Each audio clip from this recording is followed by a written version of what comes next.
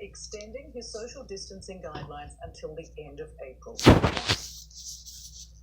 So you're talking about 2.2 million deaths, 2.2 million people from this.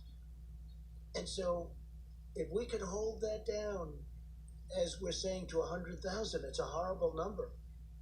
Maybe even less, but to 100,000. So we have between 100 and 200,000. We all together have done a very good job. And they are very scary numbers. Here's how President Trump got them. The number I gave out is, based on modeling.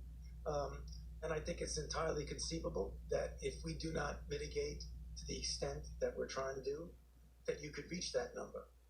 Yeah. It's possible. I mean, you could make a big soundbite about it, but the fact is it's possible. What we're trying to do is not let that happen. So instead of concentrating on the upper and the lower, we're saying that we're trying to push it all the way down. And with social distancing guidelines still in place, the new normal for Americans will not end anytime soon. Of course, it's a small price to pay to save the lives of thousands of Americans. New York, as we just mentioned, is the hardest hit. The New York Police Department says hundreds have tested positive for the virus, and about 12% of the workforce is out sick. And New Yorkers will face a fine, $250 to $500, if they don't follow social distancing policies.